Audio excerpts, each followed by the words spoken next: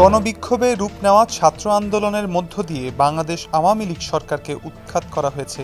তবে দেশটির জন্য সামনের দিনগুলো সহজ হবে না।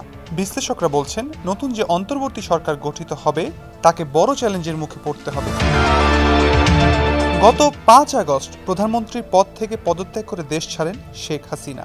গতকাল 8 আগস্ট নতুন যে সরকার গঠিত হয়েছে তার নেতৃত্বে রয়েছেন শান্তিতে নোবেল পুরস্কার জয়ী 84 বছর বয়সী ডক্টর মোহাম্মদ ইউনূস। অন্তর্বর্তীকালীন সরকারকে মূলত 5টি চ্যালেঞ্জ মোকাবেলা করতে হবে।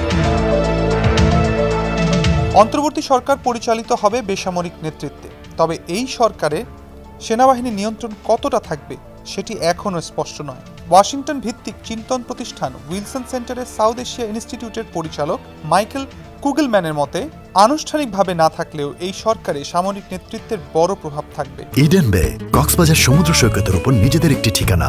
মাত্র 5 লাখ টাকায় আপনিও হয়ে যেতে পারেন এই হোটেলের মালিক। ইডেন বে, আ কনসার্ন অফ ভাইয়া হোটেলস।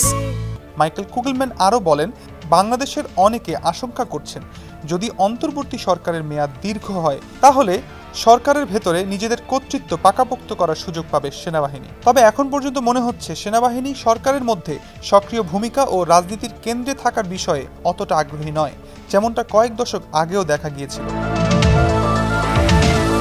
কয়েক সপ্তাহ ধরে চলা আন্দোলনে 4 শতাধিক মানুষ নিহত হয়েছেন। শেখ হাসিনা দেশ ছেড়ে পালানোর পর তার মিত্রদের ওপর প্রতিশোধমূলক হামলা হচ্ছে।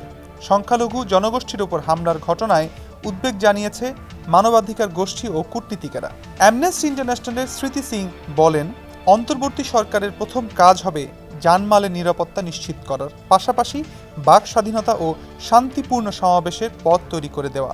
একই সঙ্গে নতুন করে যাতে আর কোনো সহিংসতার ঘটনা না ঘটে সে বিষয়ে পদক্ষেপ নেওয়া হবে নতুন সরকারের বড় চ্যালেঞ্জ।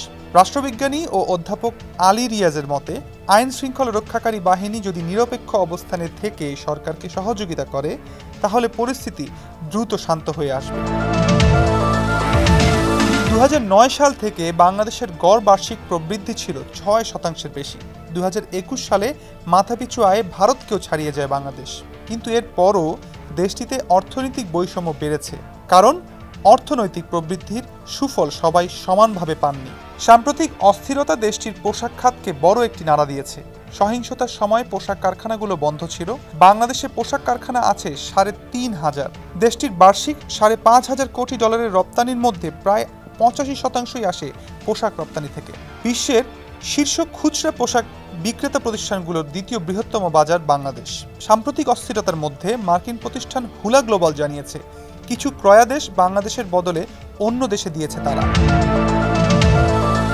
গত জানুয়ারির যে নির্বাচনে শেখ হাসিনা 5ম মেয়াদে প্রধানমন্ত্রী হন, সেই নির্বাচন ছিল বেশিরভাগ মানুষের কাছে অগ্রহণযোগ্য।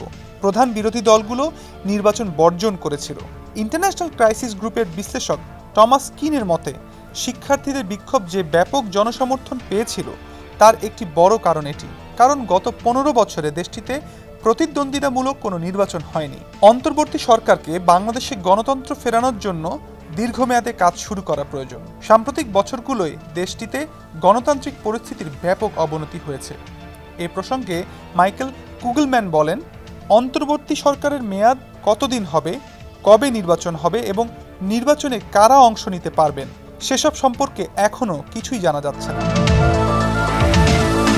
বাংলাদেশের আইন শৃঙ্খলা পরিস্থিতি কেমন হবে সেটি নির্ভর করছে আন্দোলন দমনে ব্যর্থ পুলিশ ও সেনাবাহিনীর উপর।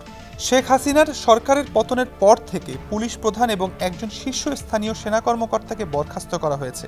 বিক্ষোভের সময় গ্রেপ্তার ছাত্র জনতা ছাড়াও রাজনৈতিক বন্দীদেরও ছেড়ে দেওয়া হচ্ছে।